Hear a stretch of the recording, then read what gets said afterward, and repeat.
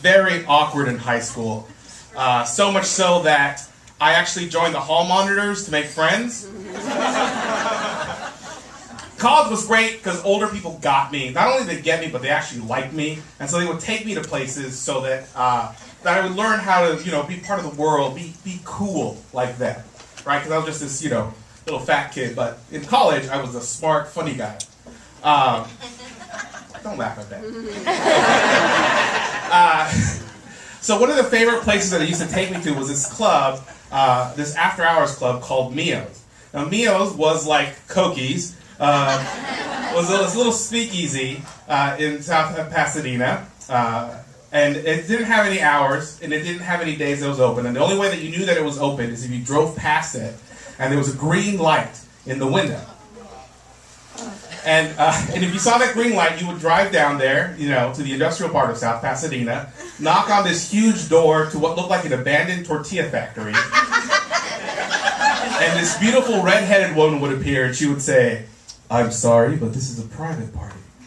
And your response had to be, "It's okay, we're a friend of Mio's." Once you entered, the place looked like a Sultan's Bazaar. It had like a swaths of fabric everywhere. It was very exotic. It had mismatch of couches and chairs everywhere, and young Hollywood types in suits and cocktail dresses drinking out of snifters and wine glasses. There was another name I couldn't think of. And it all looked very swank until you realized that all the cloth really hid was a room in the back where people did cocaine and other designer drugs. And now we didn't have a phone booth. We actually had a whole area for it. Now my friends and I, we weren't kind of big into the designer and expensive drugs. We just mostly got there to drink and just have fun. So we loved that place. We loved Mio's. And everything was great until one day my friends decided that I needed to get a girlfriend. So they put me they figured that I would get with this girl named Jennifer. And Jennifer was great. She was beautiful, she was smart, she was funny, she was way out of my league. So we all went out. And things were going well. And I was actually surprised because I found that we had a lot of things in common. We both liked Depression-era photography. We both thought I was funny. And we both breathed oxygen. Thank you. So things were going well, and when we got to Mio's, we were quickly and quietly sat at the bar by my friends, and the first thing that she said to me was, "So, do you have a girlfriend? Are you seeing anybody?" And I answered in my best laughing English,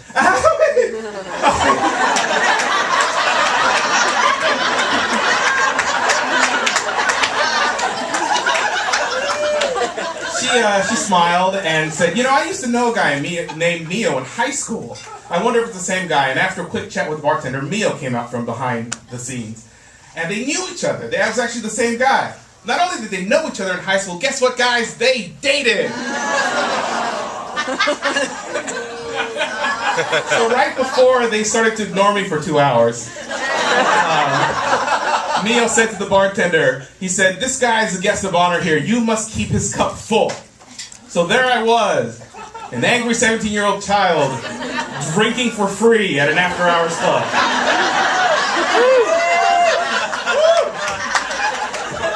And with each gulp that I took of my Jack and Coke, I was getting the courage to stand up for some dignity, because I was going to fight for my right, for my lady.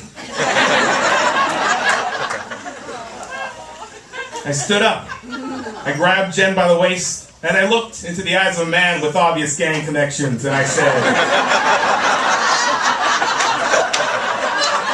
"This is my woman. We're gonna run away together, and we're gonna live on a hill." And I whipped out my grappling gun. And no, I didn't. This didn't happen.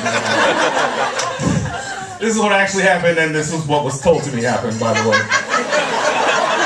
I stood up loudly.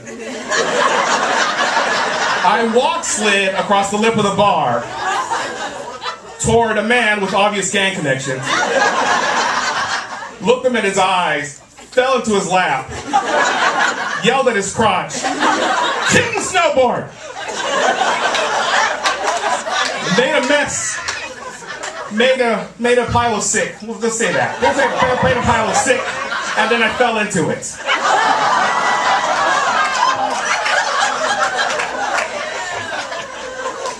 I woke up the next day to a voicemail from Mio, where he made two really good points.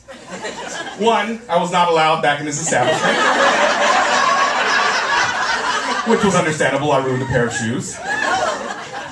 And two, that I should take a look at my life and reassess the path I was taking.